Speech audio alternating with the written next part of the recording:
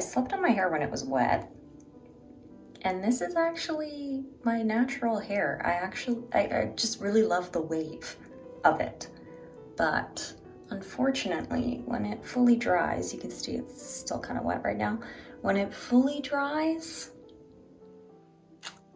it looks a bit more like this. So just very sort of half straight, half wavy, mostly frizzy. So I'm gonna wait and just see what happens.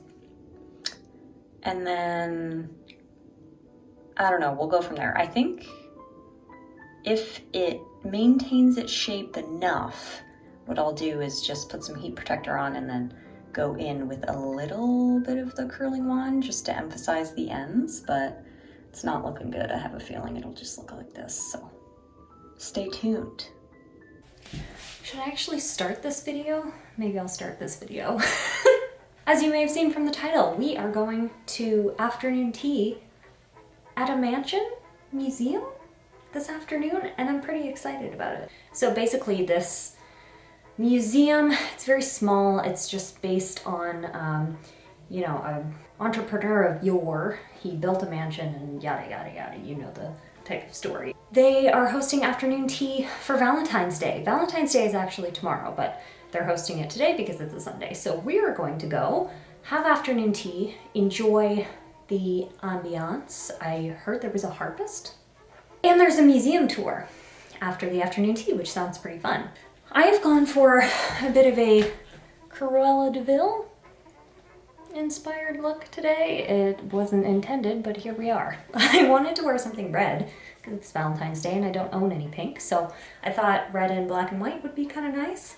Gone for a red lipstick, red turtleneck with my new vintage, auburn vintage houndstooth mini dress, which is very short, but very cute. So I thought it would be appropriate for Valentine's Day. I've got some heart, can you even see that? I've got some heart jewelry on as well. I just wanted to live up to the theme, you know? I also have a red purse, which hopefully you'll see later, and I'm thinking about wearing my heart docks today. They've got a little heart on them. I think I might wear them with this outfit, but I'm not sure if the proportions are gonna look kind of weird because this dress is very short and these could make my legs look very short. So we're gonna try it, and then if that doesn't work, I think we'll do the heeled platform loafers that I also just recently got and see if that changes anything. Okay, what do we think here? I mean, to be honest, I kind of like it. I kind of like it. Let's back up a little bit. Do they look too much like slippers? They might.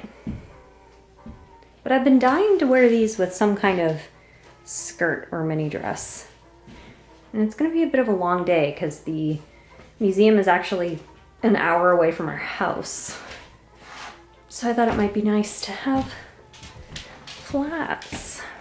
Ooh, I don't know. I just want to wear them because of the hearts. And actually, it's going to be a very long day because we can't leave Tilly the puppy alone all day while we're out. So we're actually going to swing by my in-laws' farm, drop her off. They have very graciously agreed to watch her for the afternoon. So then we'll drop her off there, then head over to the afternoon tea and then see what happens. But yeah, this is going to be an all-day ensemble. So it's got to be comfy, which I think it is. And I've gone overboard on all the Valentine's-y elements, so I'm pretty excited about that. I really don't mind going too themey because I think you can still do a theme in a very cute, not subtle way.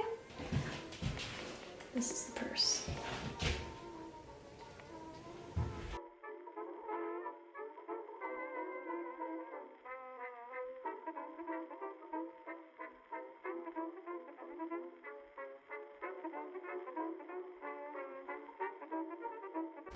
Goodbye, darling girl. Sorry we have to leave. We'll see you in a bit.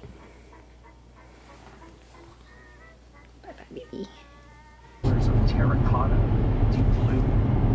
She looks away for a moment, and they're gone. She continues on and gets a little bit lost and ends up... What are we doing back there?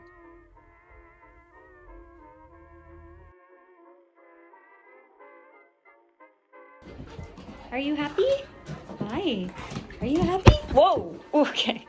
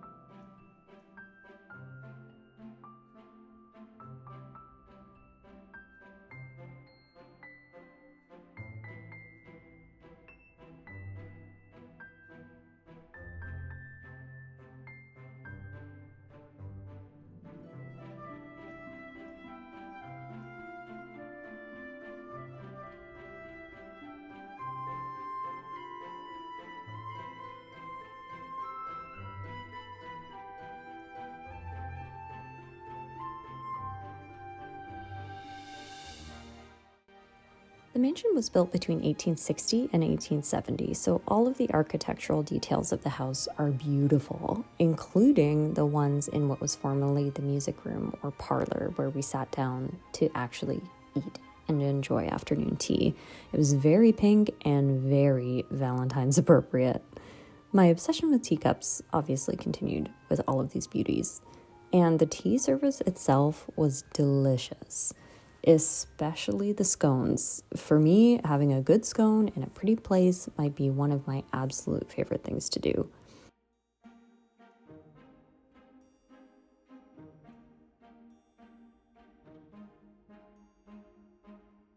And there actually was a harpist. The ceiling.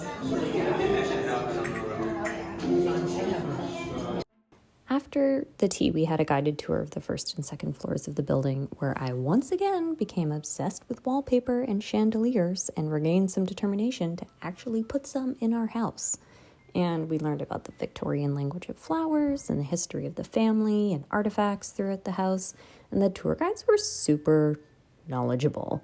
So although we've both been to these types of historical homes before, and we both have advanced history degrees, we learned a few new things, which was awesome.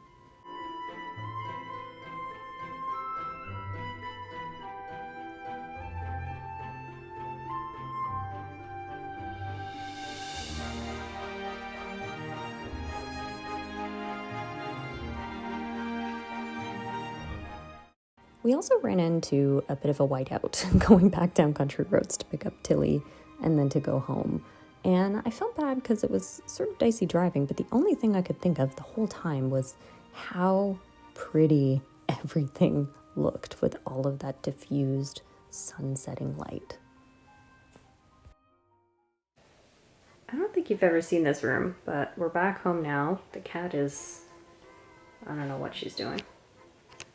That was so much fun. You could probably see in the many clips I took that I don't really feel comfortable vlogging yet in public spaces. I don't really want people to think I'm recording them, because I'm not. I'm trying to just record my experience of the space, but I really, like, the last thing I ever want to do is make anyone feel uncomfortable because of me. So I kind of just like pop my camera out, i.e. my phone, and just kind of like take a few clips. So hopefully that wasn't too jarring, but I wanted you to experience the day with us. The afternoon tea was really good. I think the sandwiches were nice because they were bigger than normal, and the scones were warm. The best. Any afternoon tea place that serves warm scones is okay in my book. And the actual tour of the house was really cool. We have a similar sort of mansion style house built by an entrepreneur here in the region where we live, but this is a little outside. But the general layout of the house was pretty much the same. So it was interesting to see those houses built around the same time by totally different architects still echoed a certain architectural style, which I think is kind of cool. It had a belvedere. If you don't know what a belvedere is, it's basically a big rectangular or square room at the very top of an old mansion house. I'll add in a couple of pictures here. We weren't able to go in the belvedere, but it was still really cool to look at from the outside. So I will leave a link to this mansion in the description box if you're ever interested in visiting. They seem to have special events that go on all the time. Not sponsored, just, you know, this place we heard through the tour is pretty much run by volunteers, grants, some funding, but not really. So they really rely on the goodness of people's hearts to spend a little bit of money on tours and special events. So if you're anywhere near Ontario, or if you're visiting Ontario in the near future, it might be something to take a look at. I'm exhausted and it's only 8 o'clock, but I kind of just want to go to bed. It's a Sunday, so I have to work tomorrow. So I feel like now is as good a time as any to end this video. If you liked it, go ahead and subscribe, and if you didn't like it, subscribe anyway, because it will be different next time.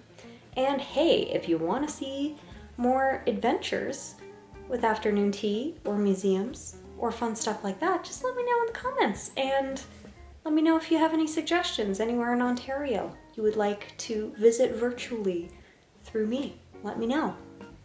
Bye. Lucy, what happened here? Who got catnip all over the floor? Was it you?